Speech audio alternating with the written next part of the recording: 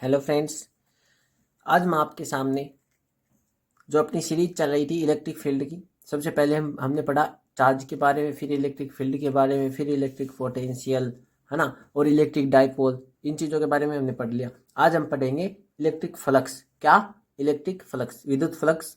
मेरे YouTube channel physics point पर आपका स्वागत है। ठीक है, और अगर वीडियो अच्छी लगे तो लाइक करना, चैनल को सब्सक्राइब करना और वीडियो को शेयर भी कर देना हो सके तो। ठीक है, चलो शुरू करते हैं। सबसे पहले कि विद्युत फ्लक्स की डेफिनेशन क्या होती है, क्या होता क्या है विद्युत फ्लक्स, क्या पढ़ेंगे? विद्युत फ्लक्स, विद्युत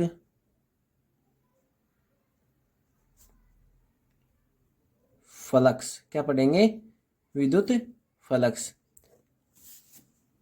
विद्युत फ्लक्स क्या होता है? कोई सतह से गुजरने वाली, कैसे गुजरने वाली? किसी सतह से अभिलंबवत गुजरने वाली विद्युत क्षेत्र रेखाओं की संख्या को ही क्या कहते हैं? विद्युत फ्लक्स कहते हैं। विद्युत बल रेखा हमने पढ़ा, या विद्युत क्षेत्र रेखा, विद्युत बल रेखा एक ही बात है। उनके बारे में हमने पढ़ा था, उनके गुण भी पढ़े थे पिछली वीडियो में। अगर आपने नहीं देखी है तो आप जाकर देख सकते हैं। उसके बारे में, विद्युत क्षेत्र रेखा के बारे में अच्छी तरह बताया गया है। ठीक है, पीछे हमने पढ़े थे विद्युत क्षेत्र रेखा के गुण। तो क्या बता रहा है कि विद्युत क्षेत्र के किसी सतह से अभिलंबित गुजरने वाली विद्युत क्षेत्र रेखाओं की संख्या को ही क्या कहते हैं? विद्युत फ्लक्स कहते हैं। क्या कहते हैं? विद्युत फ्लक्स। ठीक है, विद्युत क्षेत्र रेखाओं की, अभिलंबित गुजरने वाली विद्युत क्षेत्र रेखाओं की संख्या को ही क्या कहते हैं? विद्युत फ्लक्स। विद्युत क्षेत्र में, विद्युत क्षेत्र में अभिलंबित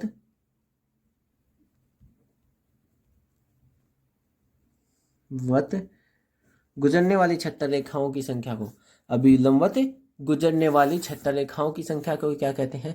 विद्युत फ्लक्स कहते हैं। ठीक है, अब बात आती है विद्युत फ्लक्स का फॉर्मूला। क्या? विद्युत फ्लक्स एक अदिश राशि, इस बात को जरूर याद रखिएगा। कैसी राशि है विद्युत फ्लक्स? अदिश। विद्युत फ्लक्स एक अदिश राशि है। ठीक है, विद्युत फ्लक्स का फॉर्मूला क्या? इसको फाई से डिनोट करते हैं। किससे? फाई से डिनोट। और फाई इज इक्वल टू क्या होता है? E S cos theta. क्या होता है? E S cos theta. अच्छा, इस कोस थीटा को मैं हटाऊं तो फाई इज इक्वल टू क्या लिखूंगा मैं? ई vector dot S vector. Dot product में कोस थीटा आता है और क्रॉस प्रोडक्ट में साइन थीटा आता है। यहां पे कोस थीटा है तो मैं क्या लगा दूंगा? डॉट। ठीक है, चलो अब पूछे कि किसी बंद पृष्ठ के लिए है, यदि यही फ्लक्स किसी बंद पृष्ठ के लिए आता है। किसके लिए? बंद पृष्ठ के लिए फ्लक्स। बंद पृष्ठ के लिए फ्लक्स, के लिए विद्युत फ्लक्स।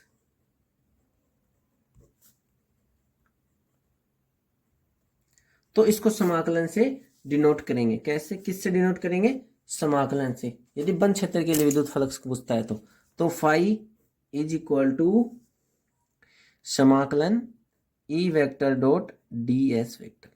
डी एस क्या है यहाँ पे? क्षेत्रफल अल्पांश। क्या है? क्षेत्रफल अल्पांश। तो बंद पृष्ठ के लिए विद्युत फ्लक्स क्या हो जाएगा? Phi is equal to E vector dot S D S vector. ठीक है, क्रॉस प्रोड ना कोस थीटा, इसलिए डॉट आ जाएगा इसके साथ। फिर आगे बात करते हैं फ्लक्स के मात्रक की। किसकी? मात्रक, मात्रक की। अब फ्लक्स का मात्रक क्या होता है? फ्लक्स का मात्रक मैंने आपको पीछे बताया। अच्छा, flux is equal to phi, नहीं sorry, phi is equal to E dot d S. मतलब अपने को ई का मात्रक चाहिए और एस का मात्रक चाहिए, वही क्या होगा? फ्लक्स का मात्रक। जस्ट पीछे वीडियो में सेकंड पार्ट में हमने बताया कि ई के मात्रक के बारे में, मतलब इलेक्ट्रिक फील्ड के बारे में हमने चर्चा की थी, विद्युत क्षेत्र के बारे में। उसमें मैंने आपको इलेक्ट्रिक विद्युत क्षेत्र की तीव्रता, ठीक है, इसका मात्रक बताया था। ई का मात्रक क्या होता है? ई का मात्रक, ई का मात्रक क्या बताया था? न्यूटन अपॉन में कूलाम। क्या बताया था? न्यूटन अपॉन में कूलाम। अब न्यूटन अपॉन में कूलाम कहाँ से आया? कि हमने फॉर्मूला पढ़ा था E vector is equal to F upon में q naught. E vector is equal to F upon में क्यू नोट। तो यहाँ पे F का न्यूटन और Q का कूलम, तो न्यूटन पर कूलम, तो न्यूटन पर कूलम गुणा क्षेत्रफल का क्या होता है मीटर स्क्वायर, मीटर स्क्वायर। तो इसका मतलब क्या हो गया आवेश का, नहीं सॉरी फ्लक्स का, न्यूटन इंटू मीटर स्क्वायर पर coulomb, newton into metre square पर कूलम। ठीक है, समझे नहीं समझे बात को? ठीक है, आगे बढ़ते हैं। एक मात्रक और आता है, किसका? विद्युत फ्लक्स का एक मात्रक और आता है, क्या आएगा? मैंने आपको एक मात्रक और बताया है ई का, विद्युत क्षेत्र की तीव्रता का, क्या बताया? वोल्ट पर मीटर। क्या होता है? वोल्ट पर मीटर। अच्छा, क्षेत्रफल का मीटर स्क्वायर, एक से एक पावर कैंसिल, क्या आ जाएगा? वोल्ट गुणा मीटर। क्या मात्रक आ जाएगा? वोल्ट गुणा मीटर। विद्युत फ्लक्स के दो मात्रक आ गए अपने पास, एक न्यूटन इंटू मीटर स्क्वायर पर कूलम और एक आ गया वोल्ट इंटू मीटर। समझा ही नहीं समझे? ठीक है, चले आगे बढ़ते हैं। फिर आगे बात आती है कि किसी बंद सतह से या बंद पृष्ठ से बाहर निकलने वाला फ्लक्स धनात्मक होता है, ठीक है, और अंदर की ओर प्रवेश करने वाला फ्लक्स ऋणात्मक होता है। ठीक है, फिर एक कंडीशन और देखते हैं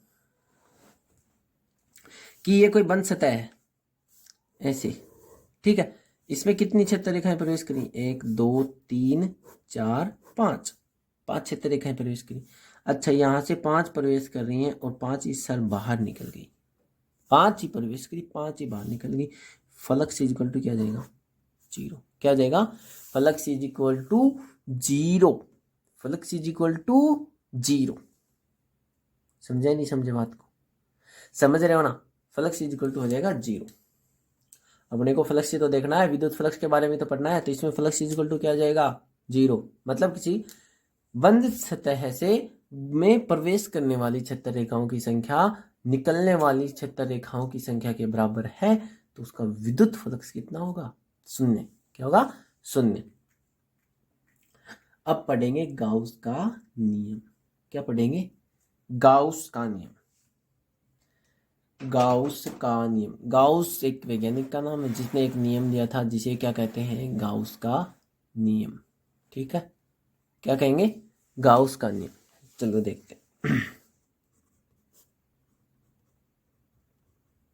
गाउस का नियम, गाउस का नियम। अब गाउस ने एक नियम दिया था, उन्होंने क्या कहा कि किसी बंद सतह से गुजरने वाला विद्युत फ्लक्स, किसी बंद सतह से गुजरने वाला विद्युत फ्लक्स उसके अंदर उपस्थित आवेश था 1/ε0 के गुणनफल के बराबर होता है। किसी बंद सतह से मान लिया हमने 5 फ्लक्स गुजर रहा है, ठीक है, उस बंद सतह पर टोटल आवेश कितना है? समेशन क्यों। समेशन क्यों लगा रहा हूं मैं? क्योंकि समेशन का मतलब है कि जितने भी आवेश होते हैं सब आवेशों का योग, ठीक है, टोटल आवेश अपॉन में ε0। तो गाउस ने क्या कहा कि किसी बंद सतह से गुजरने वाला विद्युत फ्लक्स उस सतह पर उपस्थित कुल आवेश तथा 1/ε0 का नहीं, तथा ε0 मतलब निर्वात की विद्युतशीलता का अनुपात होता है। Q अपॉन में ε0, Q और ε0 का अनुपात। ठीक है, आप इसको एक तरीके से और बोल सकते हैं कि Q into Q summation Q और 1/में ε0 का गुणनफल भी क्या होता है? विद्युत फ्लक्स होता है। समेशन Q इंटू 1/ε0 का गुणनफल भी क्या होता है? विद्युत फ्लक्स होता है।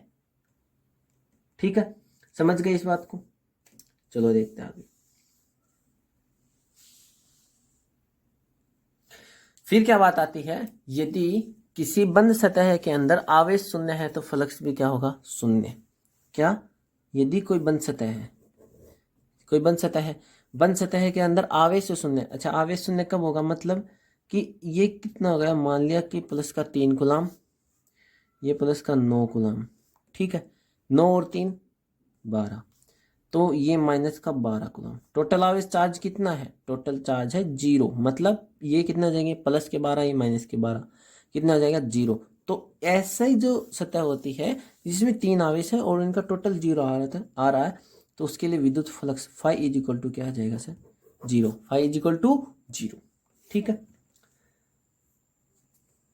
और इससे जो ये हम पृष्ठ मानते हैं, अच्छा ये एक बंद पृष्ठ है, इसका नाम क्या है? इसको बोलते हैं गाउसियन पृष्ठ। क्या बोलते हैं? सॉरी, गाउसियन पृष्ठ। ठीक है, क्या बोलते हैं? गाउसियन पृष्ठ। अब बात आती है कि गाउस का नियम बंद पृष्ठ के लिए लागू होता है। गाउस का नियम किसके लिए लागू होता है? बंद पृष्ठ के लिए। ठीक है, गाउस का नियम बंद पृष्ठ के लिए लागू होता है। दूसरी बात, जो ये गाउस का नियम है, जो ये बंद पृष्ठ है, इसकी आकृति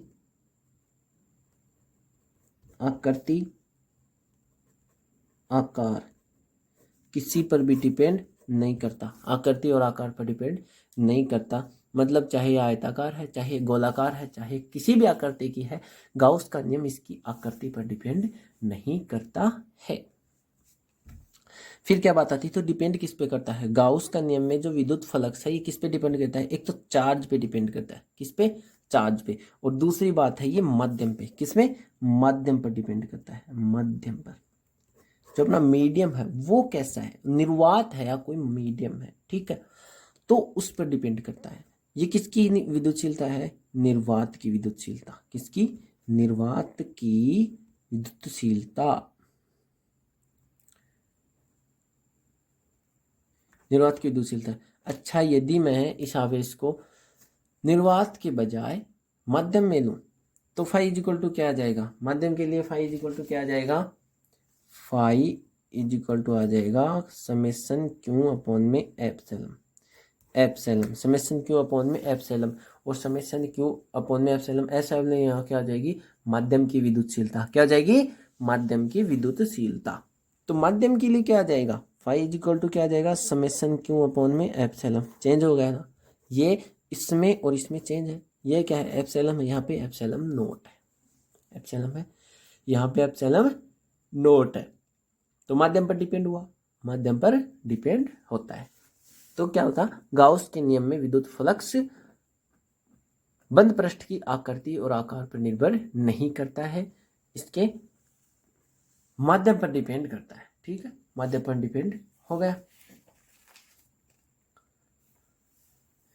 चलो अब आगे क्या पढ़ेंगे? गाउस के नियम के अनुप्रयोग। क्या पढ़ेंगे? सॉरी, गाउस के नियम के